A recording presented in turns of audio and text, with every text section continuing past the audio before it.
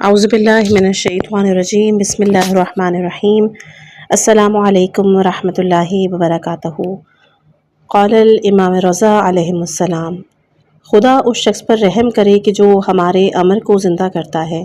راوی نے کہا کہ آپ کے امر کو کیسے زندہ کیا جا سکتا ہے؟ تو امام نے فرمایا کہ ہمارے علوم کو حاصل اور لوگوں کو اس کی تعلیم دے کے۔ بے شک اگر لوگ ہمارے کلام کی خوبصورتی کو درک کر لیں تو حتماً ہماری پیروی کرنے لگیں گے۔ عزیزان محترم، جس کتاب کا میں نے انتخاب کیا ہے، اس کتاب کا نام ہے درس عقائد، اور عقائد ہمارے مین چیز ہوتی ہے۔ جس طرح سے درخت کے لیے جڑیں مضبوط ہونا بہت ضروری ہے، اسی طرح ہم لوگوں کے لیے ہماری جڑیں ہمارے عقائد ہیں۔ اس کتاب کی تالیف کی ہے حجت الاسلام والمسلمین غلام علی سنجری نے، اور اس کا ترجمہ کیا ہے سید سبطین علی نقوی امروہوی الحیدری نے۔ امید کرتی ہوں کہ آپ کو یہ کتاب پسند آئی ہوگی، تو چلتے ہیں اپنی کتاب کے حصوں کی طرف۔ آج اس کتاب کا انشاءاللہ کہ 13واں حصہ بیان ہوگا، اور 42واں درس ہے امامت امیر المومنین علیہ السلام پر روای دلائل، جس میں پہلی حدیث ہے حدیث غدیر۔ جیسا کہ ہم نے اس سے پہلے بھی عرض کیا، امامت وہ مقام ہے کہ جس کا تعین خدا کی جانب سے ہوتا ہے، اور پیغمبر پر لازم ہوتا ہے کہ وہ اپنے اس جانشین کا کہ جسے خدا نے منتخب فرمایا ہے لوگوں کو تعارف کروائے۔ شیعہ سنی بہت سے کتب میں کئی روایات نقل ہوئی ہیں کہ جن کے مطابق رسول اللہ صلی اللہ علیہ وآلہ وسلم نے بہت ہی بین طریقے سے امام علی علیہ السلام کو اپنے جانشین کے طور پر متعارف کروایا۔ ان مشہور ترین روایات میں سے ایک رسول اللہ صلی اللہ علیہ وآلہ وسلم کا وہ خطبہ ہے کہ جو آپ نے روز غدیر خم میں ارشاد فرمایا تھا۔ واقعہ ہے روز غدیر خم کا کہ ہجرت کے 10ویں سال اسلام تمام جزیرہ عرب پر چھا گیا تھا، اور عرب کے تمام قبائل دین اسلام میں داخل ہو چکے تھے اور رسول اللہ صلی اللہ علیہ وآلہ وسلم کی رسالت قبول کرتے تھے۔ رسول اللہ صلی اللہ علیہ وآلہ وسلم کے جو اپنی زحمتوں کے نتائج کا مشاہدہ فرما رہے تھے، جانتے تھے کہ ان کی رحلت کا وقت نزدیک ہے، بنا کسی وقفے کے کوشش کرتے رہے تاکہ جہاں تک امکان ہو مسلمانوں کو اسلامی آداب اور قوانین کی تعلیم فرما دیں۔ اس سال رسول اللہ صلی اللہ علیہ وآلہ وسلم نے حج پر جانے کا ارادہ فرمایا، اور اسی بنا پر رسول اللہ صلی اللہ علیہ وآلہ وسلم نے تمام عرب قبائل میں اعلان کرا دیا کہ اس سال رسول اللہ صلی اللہ علیہ وآلہ وسلم حج کے ارادے سے عازم مکہ ہیں۔ اس خبر کے پھیلتے ہی لوگ گرد و کنار سے مکے کی جانب اٹھائے تاکہ وہ خود رسول اللہ صلی اللہ علیہ وآلہ وسلم کے ساتھ حج انجام دے سکیں۔ رسول اللہ صلی اللہ علیہ وآلہ وسلم جانتے تھے کہ یہ ان کا آخری سفر حج ہے۔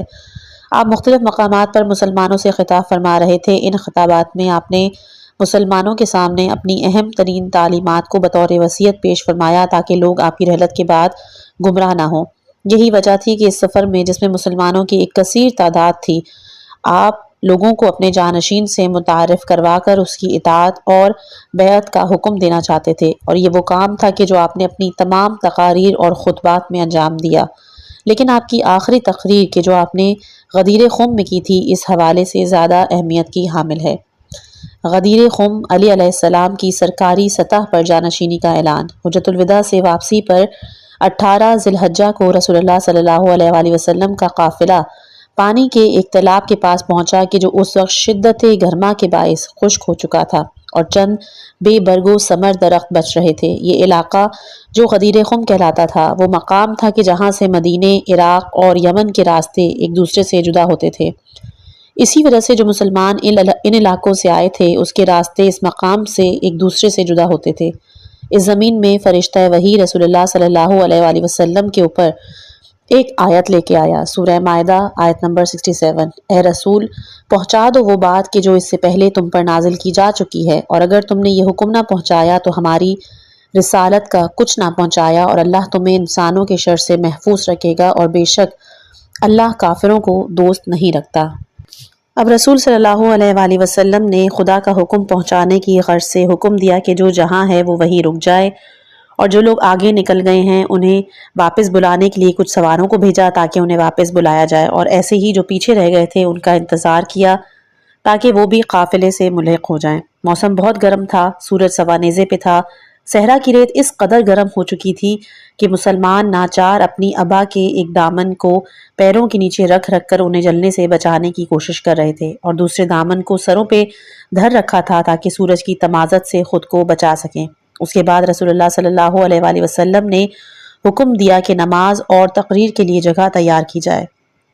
نماز کے بعد رسول اللہ صلی اللہ علیہ وآلہ وسلم نے اونٹوں کے پالانوں سے بنے ہوئے ممبر پر تشریف لے گئے اور خطبہ ارشاد فرمایا کہ جو خطبہ غدیر کے نام سے مشہور ہے۔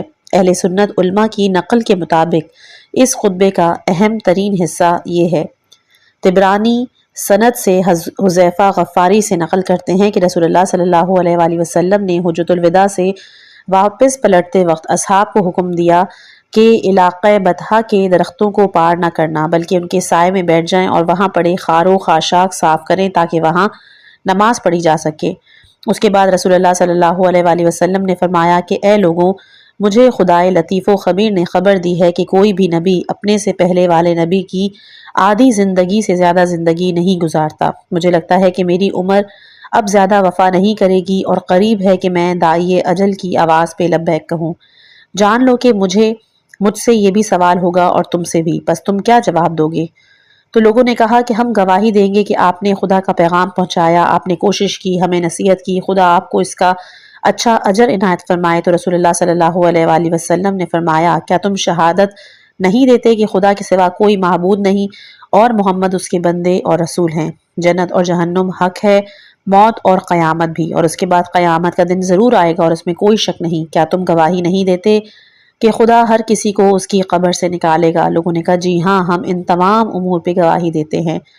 رسول اللہ صلی اللہ علیہ وآلہ وسلم نے فرمایا، اے خدا تو بھی گواہ ہے نا؟ اور اس کے بعد کہا کہ خدا میرا مولا اور سرپرست ہے اور میں مومنین کا مولا اور سرپرست ہوں اور ان پر ان سے زیادہ حق کے تصرف رکھتا ہوں، پس جس کا میں مولا ہوں اس کے علی مولا ہیں۔ اور اس کے بعد فرمایا کہ اے خدا اسے دوست رکھ کے جو علی علیہ السلام سے محبت کرے۔ اے لوگوں، میں تمہیں چھوڑ کے جا رہا ہوں اور تم میرے پاس حوض کوثر پر وارد ہوگے، ایسا حوض کہ جس کا فاصلہ بصرہ سے لے کر صنعا تک ہے، اور میں تمہارے آنے کے بعد تم سے 2 گنا قدر چیزوں کے ساتھ تمہارے سلوک کے بارے میں ضرور پوچھوں گا۔ ان میں ثقل اکبر قرآن کریم ہے کہ جس کا ایک سرا خدا کے ہاتھ میں ہے اور دوسرا تمہارے ہاتھوں میں، اور اس سے متوسل رہنا تاکہ گمراہ نہ ہو اور پلٹ نہ جانا، اور دوسری میری اطرت و اہل بیت۔ خدائے لطیف و خبیر نے مجھے خبر دی ہے کہ یہ ہرگز ایک دوسرے سے جدا نہیں ہوں گے یہاں تک کہ حوض کوثر پر میرے پاس پہنچ جائیں گے۔ متن حدیث غدیر کاملاً اطلاع کے لیے آپ رجوع کریں الغدیر جلد نمبر 1 صفحہ 144۔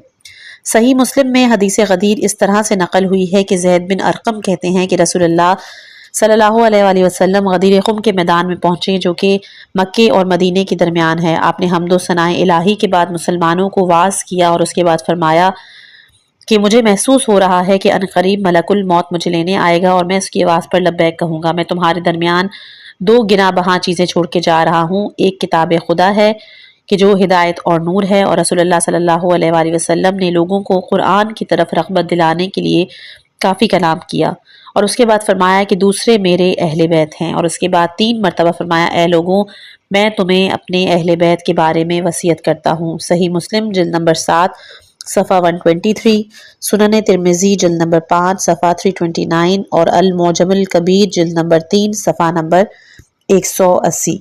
دوسری ہے آیہ اکمال کا نزول۔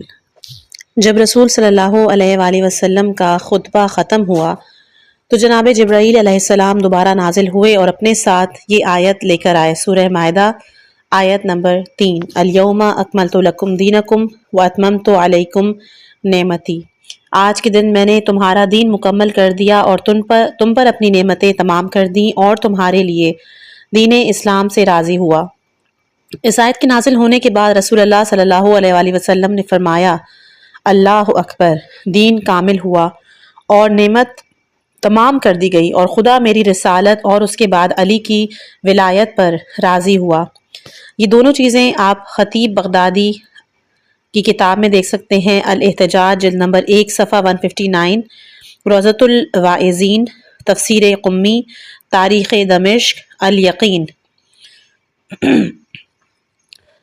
سب سے پہلے بیعت کرنے والوں میں عمر، ابو بکر، عثمان، طلحہ اور زبیر تھے۔ اس کے لیے آپ مسند احمد بن حنبل جلد نمبر 6 صفحہ نمبر 401، فضائل الصحابہ جلد نمبر 2 صفحہ نمبر 596 کی طرف رجوع کر سکتے ہیں۔ رسول اللہ صلی اللہ علیہ وآلہ وسلم کی ازواج نے بھی کاروان کے دوسرے افراد کے ساتھ جناب امیر علیہ السلام کی بیعت کی۔ ان کے لیے ایک برتن میں پانی ڈالا گیا کہ جس میں ایک طرف علی علیہ السلام نے ہاتھ ڈالا اور دوسری طرف ازواج و مستورات نے اس میں ایک ایک کر کے ہاتھ ڈالا، اور اس طرح علی علیہ السلام کی بیعت کی۔ اس کے لیے آپ روضۃ الصفا جلد نمبر 1 صفحہ نمبر 541 کی طرف رجوع کر سکتے ہیں۔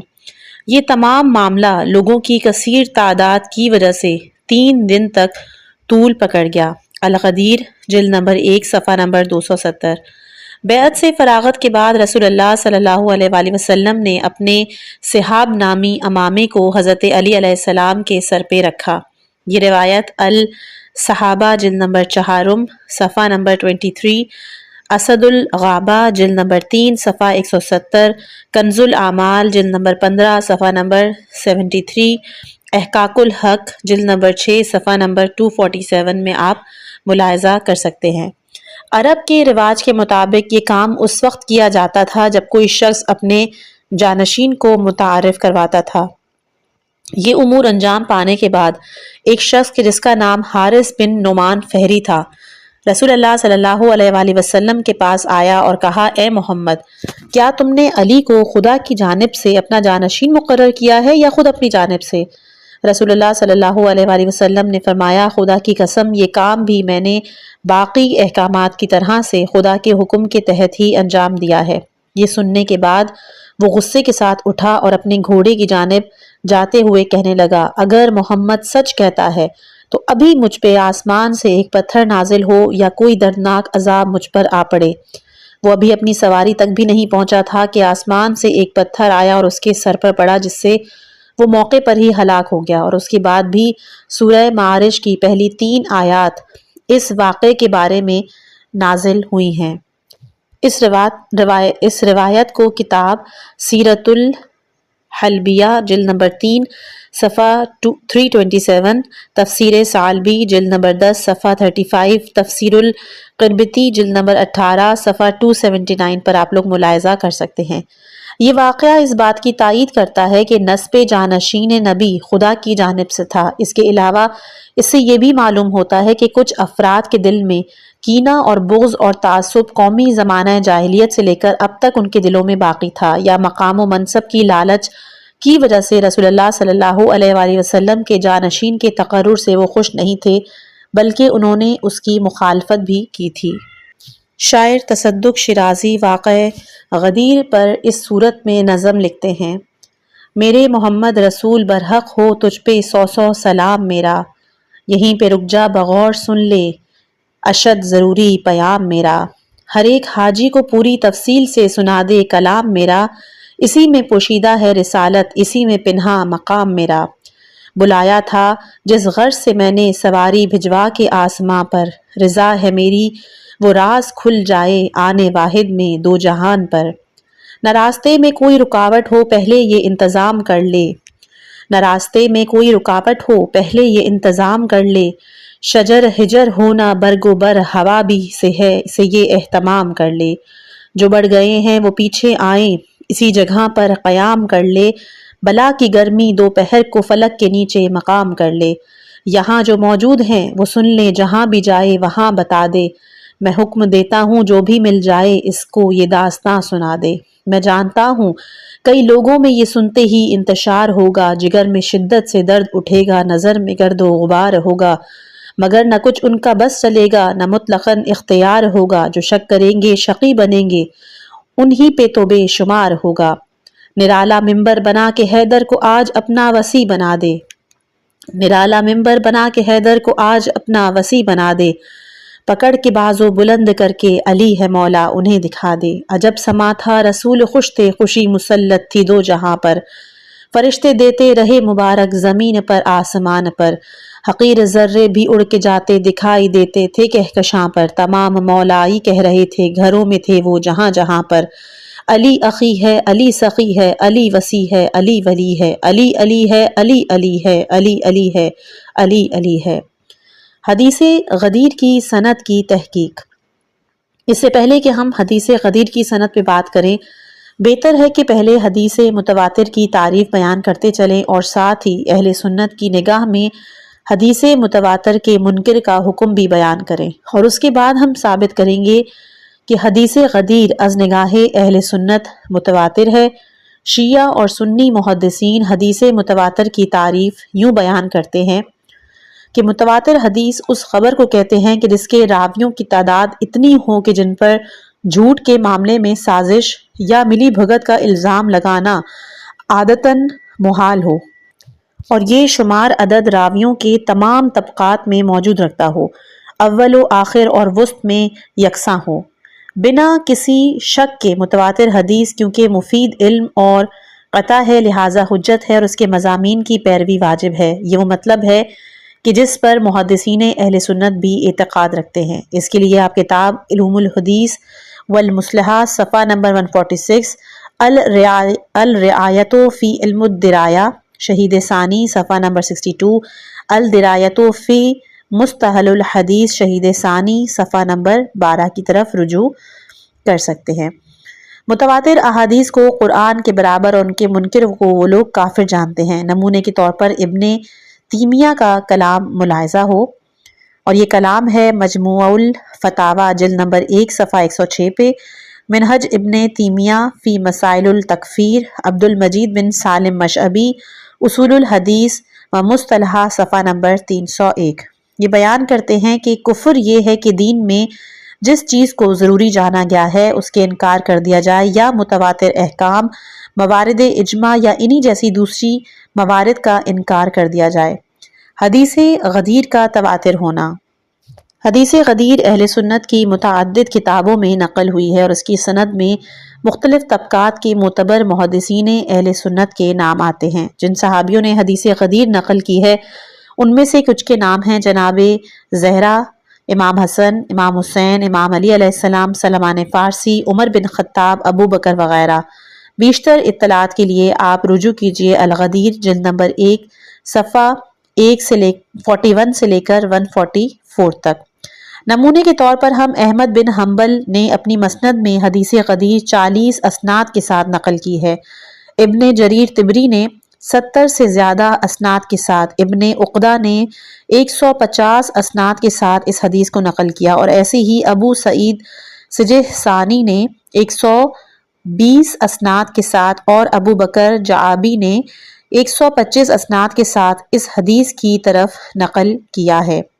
یہ بھی آپ الغدیر جلد 1 صفحہ 41 سے 144 میں اور اوج جلد 1 صفحہ 158 میں جا کے دیکھ سکتے ہیں۔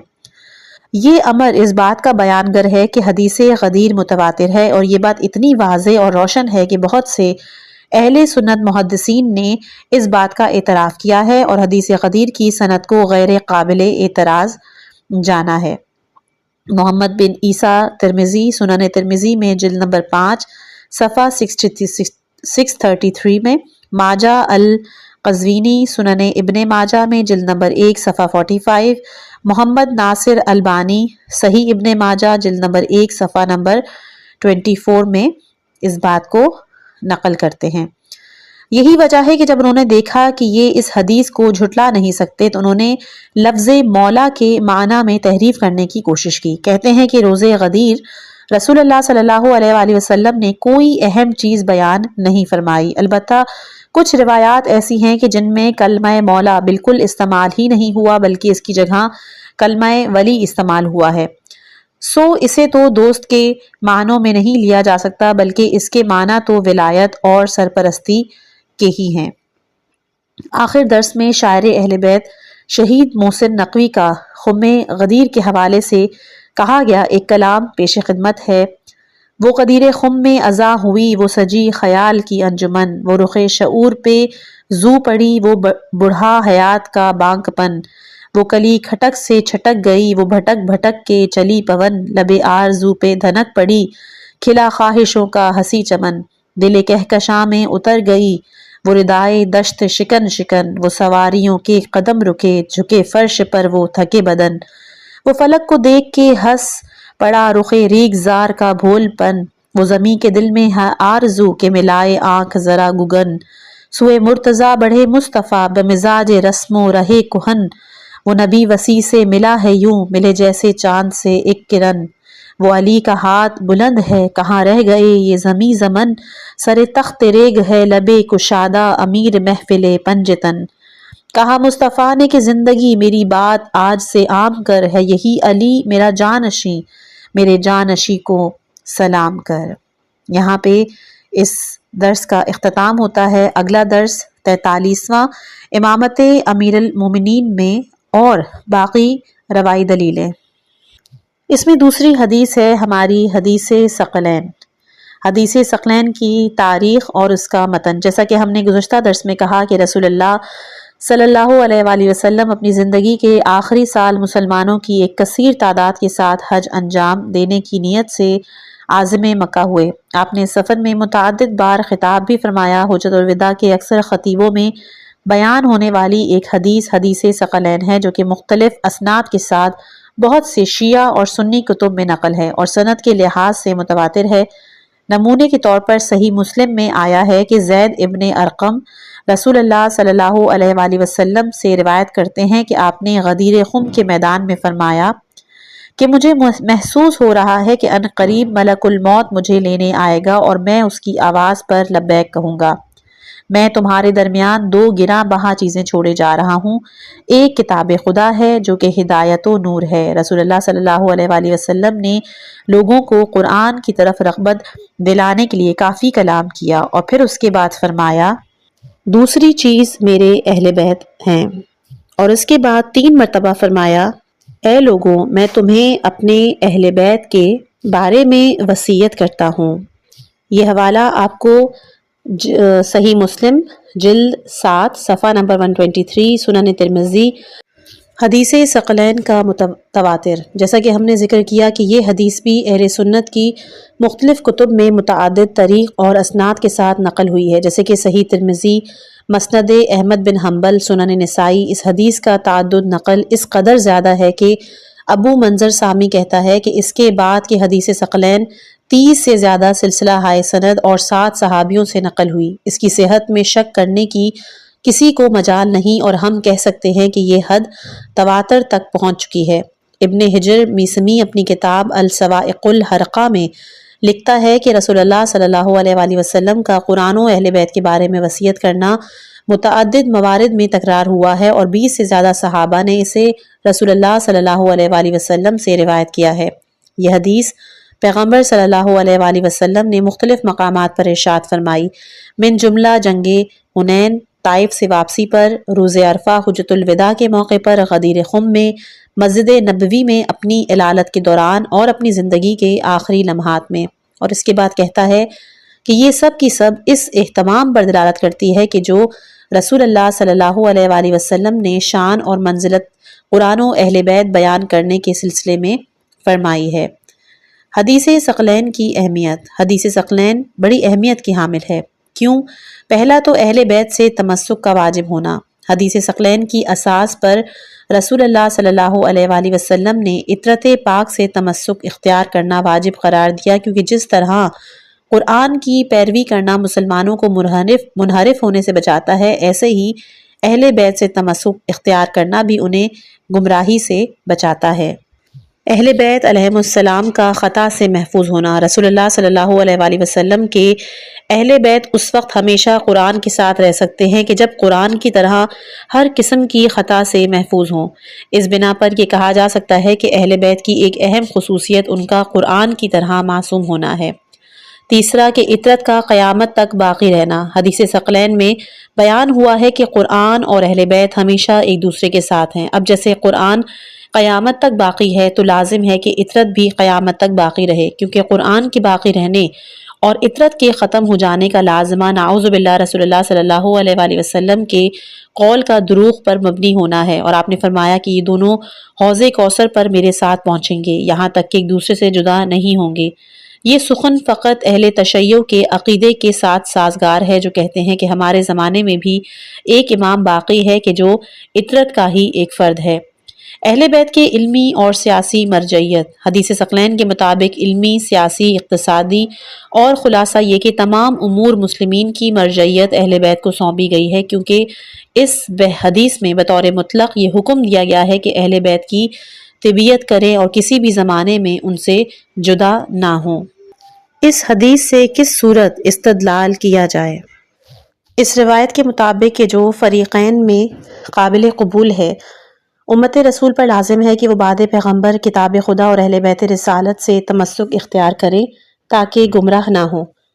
اس کا برعکس نتیجہ یہ برآمد ہوگا کہ جو بھی قرآن اور اہل بیت سے تمسک اختیار نہ کرے وہ گمراہ ہو جائے گا۔ ممکن ہے کوئی یہ کہے کہ بالآخر 25 سال بعد ہی صحیح، مگر امت نے علی سے تمسک اختیار کر لیا تھا۔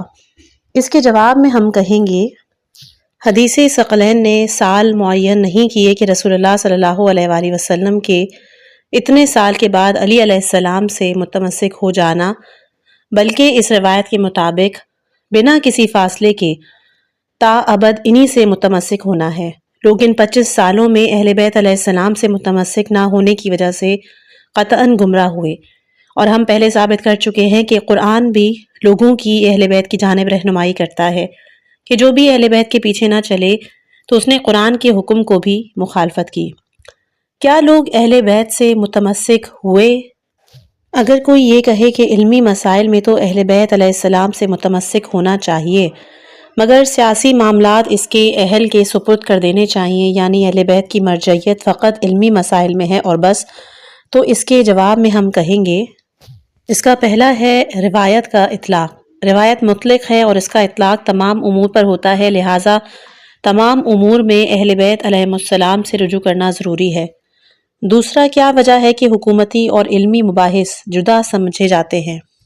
کس دلیل کی بنا پر حکومت اور علمی مباحث اور مرجعیت ایک دوسرے سے جدا سمجھے جائیں؟ کیا رسول اللہ صلی اللہ علیہ وآلہ وسلم نے ان دونوں کو جدا کیا تھا؟ کیا وہ شخص کہ جو دوسرے سے باقی تمام مباحث میں عالم ہو، کیا اس کے پاس حکومتی معاملات چلانے کی قوت نہیں ہوگی؟ تیسرا ہے دین اور سیاست کی عدم جدائی۔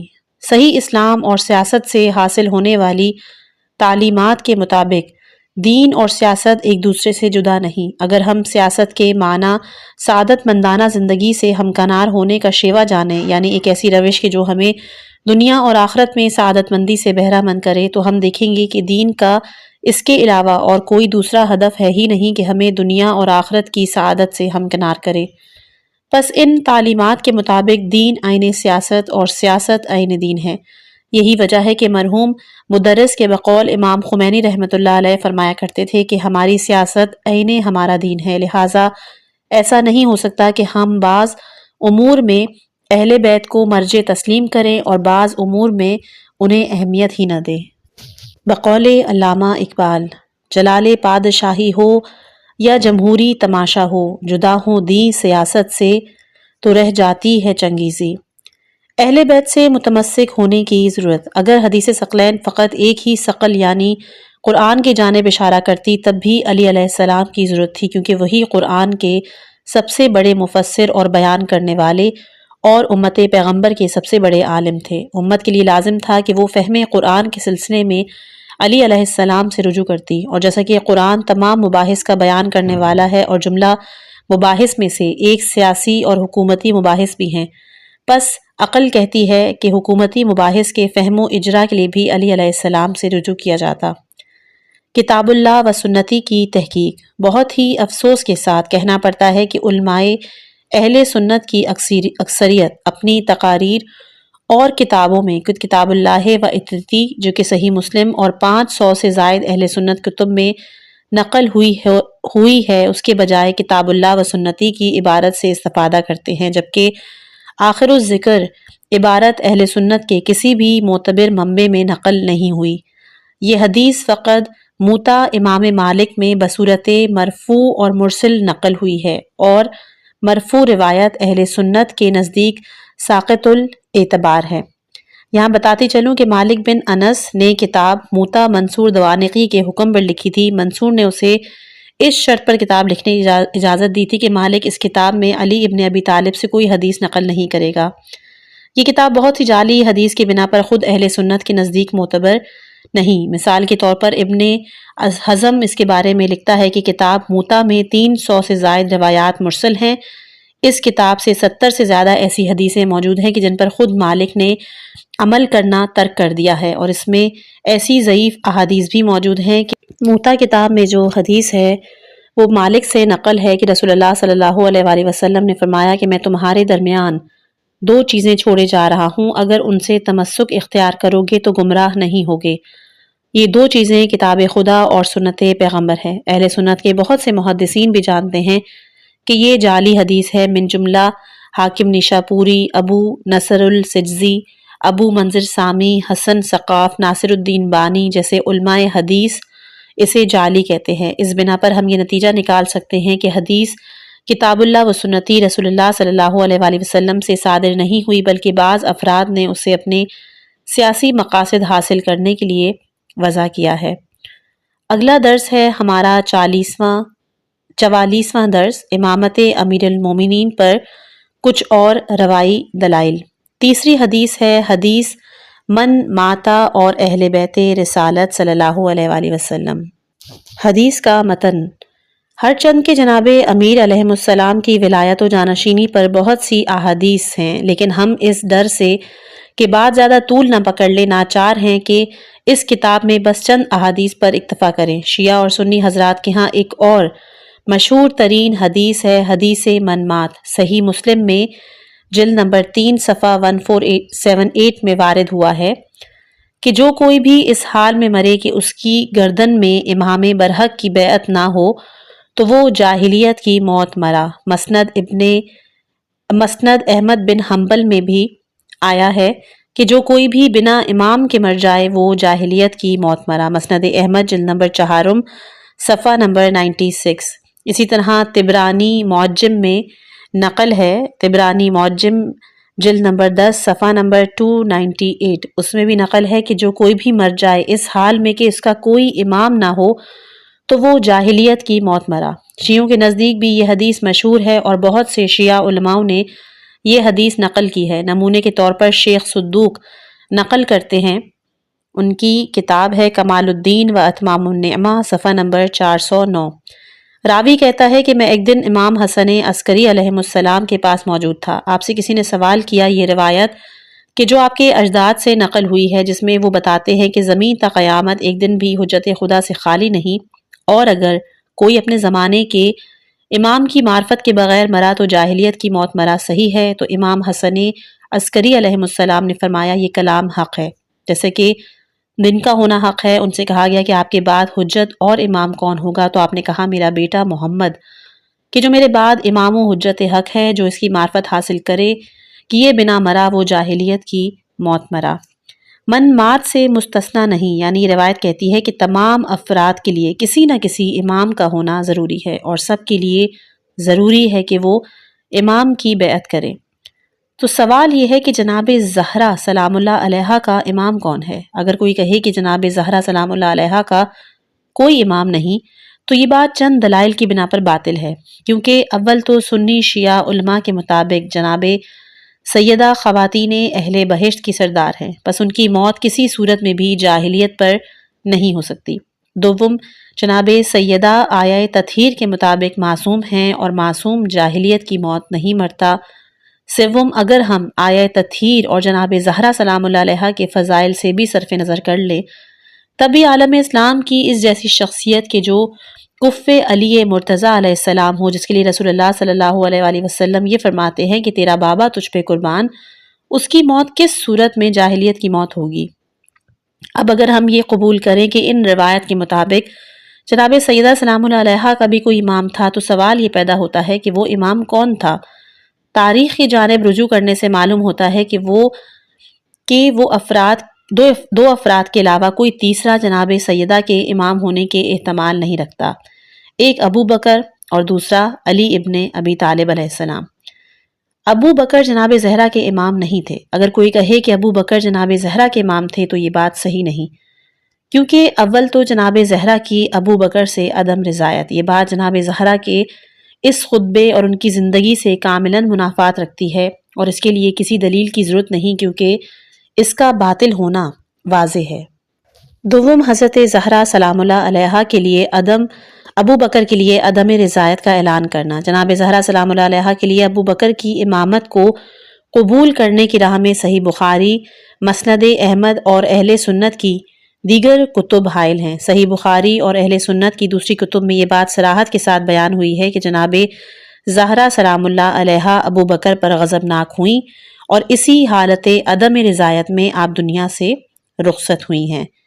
آپ اس کے لیے صحیح بخاری جلد نمبر 3 صفحہ نمبر 1126، اس کے علاوہ مسند احمد جلد 1 صفحہ نمبر 6 کو ملاحظہ کر سکتے ہیں۔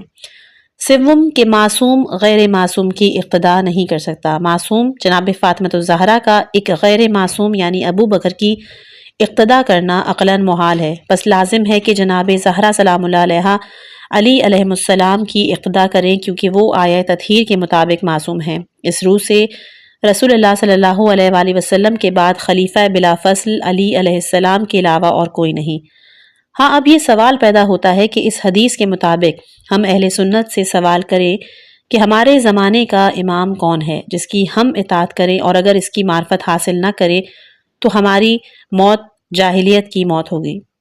اب یہاں چوتھی حدیث منزلت کو بیان کرتے ہیں۔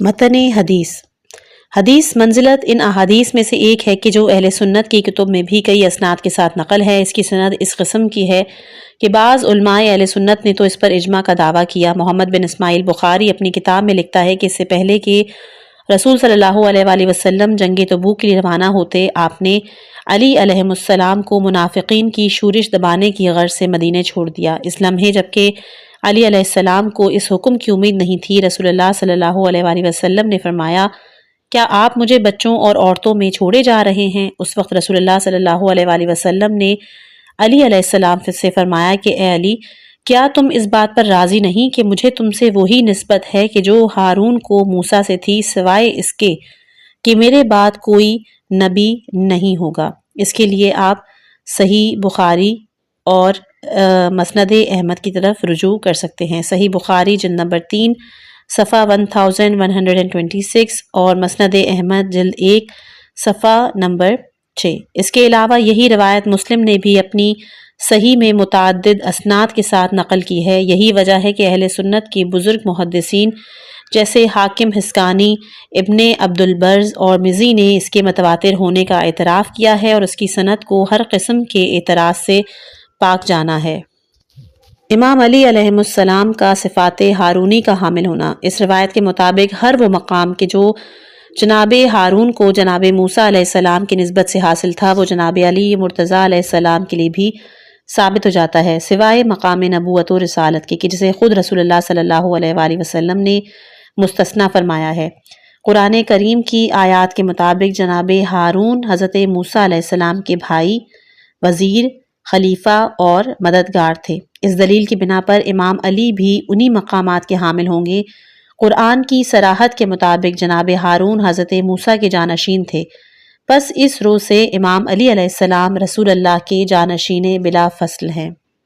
پانچویں حدیث ہے حدیث ولایت۔ متن حدیث، یہ روایت کہ جو حدیث ولایت کے نام سے مشہور ہے، رسول صلی اللہ علیہ وآلہ وسلم سے مختلف عبارات کے ساتھ نقل ہوئی ہے۔ من جملہ المصنف ابن ابی شیبہ جلد نمبر 2 صفحہ 373 میں لکھا ہے، علی ولی کل مومن بعدی۔ مسند احمد جلد نمبر 4 صفحہ 437 میں لکھا ہے، ہوا ولی کل مومن من بعدی۔ اس کے علاوہ مسند ابن داؤد جلد 1 صفحہ 360 میں ہے، انت ولی کل مومن بعدی۔ فضائل الصحابہ الامام احمد بن حنبل میں ہے، انت ولی کل مومن بعدی و مومنہ۔ اسی طرح فإنہ ولیکم بعدی ان علیک ولیکم بعدی انک وللمؤمنین من بعدی۔ صحت روایت، اس روایت کا سند بھی کاملاً صحیح ہے۔ حاکم نیشاپوری اسے نقل کرنے کے بعد کہتے ہیں کہ اس حدیث کی سند صحیح ہے لیکن بخاری اور مسلم نے اسے نقل نہیں کیا۔ شمس الدین ذہبی نے بھی حاکم کی نظر کی تائید کی ہے۔ ابن حجر اسقلانی اس روایت کے بارے میں کہتے ہیں کہ اس حدیث کو ترمذی نے سند قوی کے ساتھ عمران بن حسین سے اس واقعے کے ذیل میں نقل کیا جس میں رسول اللہ صلی اللہ علیہ وآلہ وسلم نے فرمایا تھا کہ تم علی سے کیا چاہتے ہو؟ میں علی سے ہوں، علی مجھ سے ہے اور وہ میرے بعد ہر مومن کا ولی ہے۔ یہ الفاظ ہیں الصحابۃ فی تمیز الصحابہ، جلد نمبر 94 اور صفحہ نمبر 569۔ ناصر الدین البانی معاصرین میں سے فرقہ وہابیہ کا ایک بہت بڑا محدث بھی اس حدیث کو صحیح مانتا ہے۔